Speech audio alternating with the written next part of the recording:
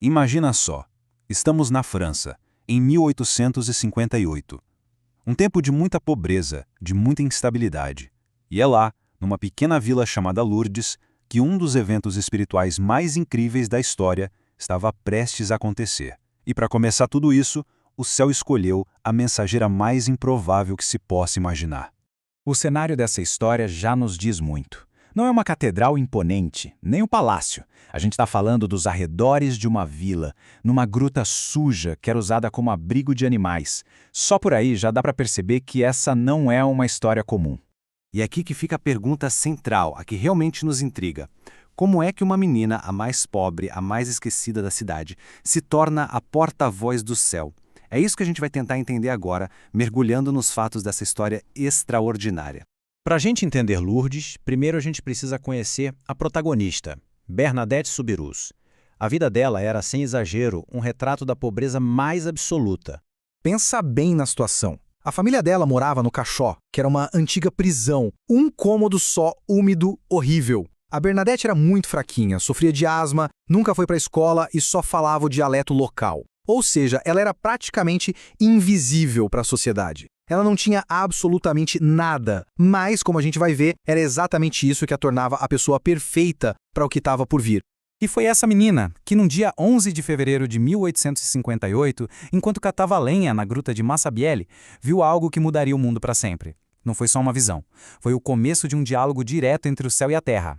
Na primeira vez, Bernadette viu uma senhora toda de branco, com um brilho que, segundo ela, não era deste mundo. 3 dias depois, ela voltou lá, jogou água benta na aparição e a senhora apenas sorriu. Mas foi no dia 18 que a senhora falou pela primeira vez e fez um convite. Queres ter a bondade de vir aqui durante 15 dias? E logo depois veio essa promessa. Uma promessa que, se a gente parar para pensar, é o coração de toda a mensagem de Lourdes. Ela não oferecia cura, riqueza, nada de bom aqui na Terra. O foco era totalmente espiritual, um convite para uma felicidade que vai muito além das dificuldades desta vida. Bom, como era de se esperar, a reação do mundo foi de total desconfiança. De repente, Bernadette se viu no meio de uma tempestade de ceticismo, ameaças e interrogatórios de todo lado. E o que é fascinante aqui é o contraste. De um lado, você tinha a Bernadette em êxtase, com o rosto transformado, calma e até insensível à dor, como no famoso teste da vela, em que a chama queimou a mão dela por vários segundos e ela nem sentiu. E do outro lado, a polícia interrogando, os médicos examinando, o clero exigindo provas, uma pressão enorme. E ainda assim, a fé do povo só crescia. O que começou com alguns curiosos virou uma multidão. Na última aparição daquela quinzena inicial, tinha cerca de 20.000 pessoas ali no vale. Elas não viam a senhora, claro, mas testemunhavam a transformação no rosto de Bernadette. A senhora pedia penitência, pedia oração, mas para convencer quem duvidava era preciso de sinais mais claros, mais visíveis. E esses sinais vieram de um jeito que ninguém esperava. A senhora mandou Bernadette beber na fonte. O problema? Não existia fonte nenhuma ali. Mas, obediente, ela foi, cavou na lama com as próprias mãos e bebeu aquela água suja, enquanto todo mundo ria dela. Só que minutos depois, daquele mesmo lugar, começou a jorrar uma fonte de água limpa, pura, uma fonte que, aliás, nunca mais parou de fluir até hoje. Mas o padre da cidade, que era um homem muito cético, queria uma prova final. Ele exigia saber o nome daquela senhora. E no dia 25 de março, dia da Anunciação, Bernadette finalmente fez a pergunta. A resposta que ela recebeu foi a chave que abriu todas as portas. E este, gente, é o ponto crucial. Imaculada Conceição era um termo teológico super complexo, um dogma da fé que o Papa tinha proclamado havia pouquíssimo tempo. Era simplesmente impossível que uma menina analfabeta, que mal sabia falar o francês direito, conhecesse essa expressão. Quando ela repetiu essas palavras para o padre, ele desabou. Ali ele teve a certeza de que era de fato a Virgem Maria. A partir daquele momento, o que era um evento local se transformou num fenômeno mundial. Vamos ver rapidinho como o legado de Lourdes e de Bernadette foi se consolidando com o tempo.